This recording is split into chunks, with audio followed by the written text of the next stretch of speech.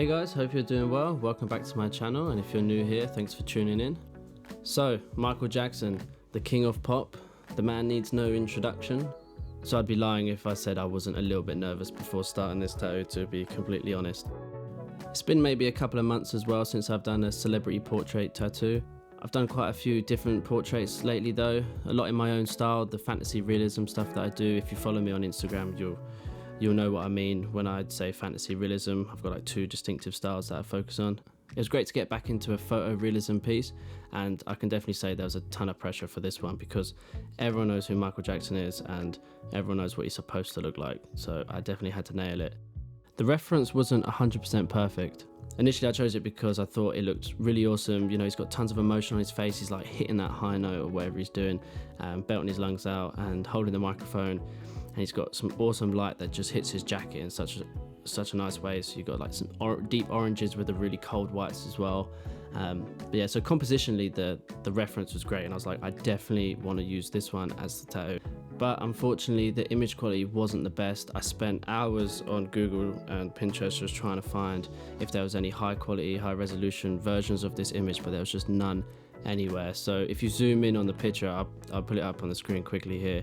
You can see what I mean. It's kind of blurry when you zoom in. It's hard to make out a hard edge around some of the details in like the hands and the face. But yeah, so I figured I might as well just break you down through my thought process of how I tackle something like that, like a reference photo which isn't really great, but you know you've got to use it, and you know kind of my thought process and how I calm the nerves, should I say, and just turn it into a great tattoo.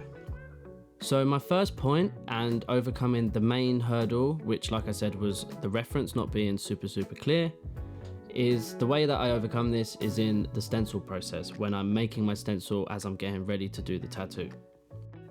The most important thing that I could say, and the thing that I keep in my mind whilst I'm making my stencil, is trying not to zoom in too much. It can get really tempting to zoom in on your iPad or whatever computer you're using to make your stencil, just to try and see all the little details and then draw around them when they're bigger. Generally that's easier, but in a case like this where it's pixelated as you zoom in, I try and keep the stencil as small as possible, or not any smaller than what it's going to be like. So I've got the 12.7 or 12.9 inch iPad, so I've got a nice big screen. I'll just make the reference photo the size of the screen, and then I do my best not to zoom in anymore. On some of the bits like the microphone and the collar of the shirt, it's okay to zoom in a bit there because obviously there's a real harsh edge. It's so easy to make out where the line is, and that's fine. But on the face and on the hand, things where it's not so obvious, it's a little bit ambiguous, I'll just keep it zoomed out and I'll just do quick little dotted lines just to highlight more of my contours more than anything. So then when it comes to actually tattooing, I'll treat it a little bit more like a painting, and I throw in the main points like the eyes and nose and mouth, some of the harsh shadows on the knuckles, and then I just build it up in layers, and I just keep checking back on my reference, but mainly I'm just getting a feel for it and I'm not overdoing everything. I'm just taking it layer by layer.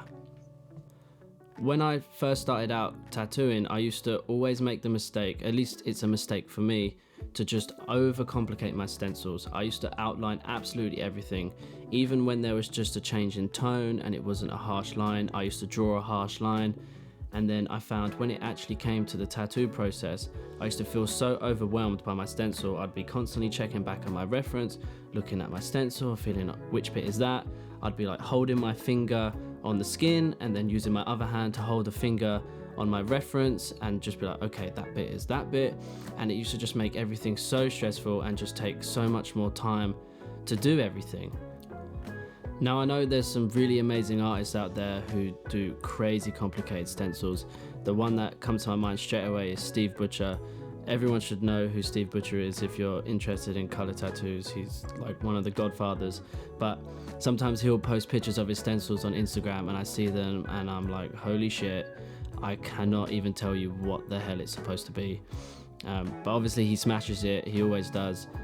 So it's pretty clear that this is just a personal preference thing, but it's just something that I've had to learn, and I've had to adapt my stencil technique to help improve my tattooing. So that might be something to consider in your own work.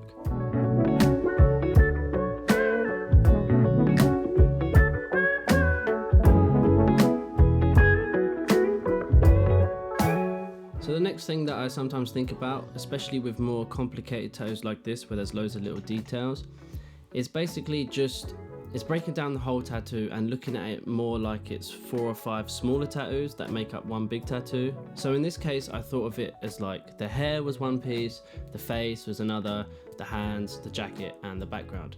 And then I can just focus on each individual section and give it my absolute best, make sure it's as good as I can make it. Eventually, once each smaller bit is done, you can sit back and then the whole piece is complete. That might sound like quite an obvious point to make, but for me, I think it's just a psychological thing. When I have a really big tattoo to do in a day and I'm feeling quite intimidated by how much detail there is and whether or not if I'm going to be able to get it done, I start stressing a little bit.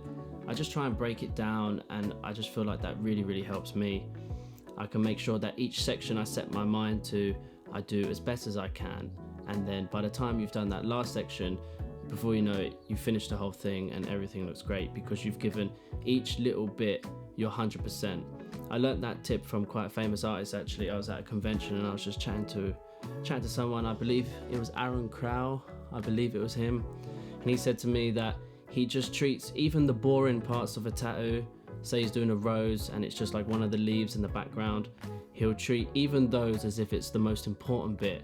Because it is, you know, every bit that you do is really important, and that's just always stuck with me, and I think that really helps in my work. So I'll leave it there for the chit chat, to be honest, as the me from the past finishes up on this piece. I've got some real-time footage actually coming up in a minute of me doing the white highlights, so that'd be good so you can see it in real time. Anyway, I hope you found this video helpful, and if you didn't, I hope you found it entertaining at least. Please like the video and subscribe. I've got a lot more content coming up on the way. I'm currently in the process of editing 3 more videos, and then I've got a bunch of stuff lined up next week as well for filming. So loads of exciting stuff that's coming, and I would much appreciate if you subscribed. You don't want to miss out. Oh, and as a side note, mad respect to video editors and full-time YouTubers. This stuff is crazy time consuming. I had no idea how long it took to edit videos. Is taking me a lifetime, especially I've got to like keep searching YouTube tutorials, and I don't even feel like my stuff is that complicated, but regardless, I'm new to this YouTube shenanigans, and I'm pretty excited about it. It's all I keep thinking about, so I'm really excited to bring some new content and just keep improving each time. So I would much appreciate it as well if you could leave a comment, let me know what you like, let me know what you don't like about the video, let me know if you have any questions, and I can talk about future things if it's tattoo related or art related, anything like that. So anyway, thanks a lot guys, I'll see you on the next one.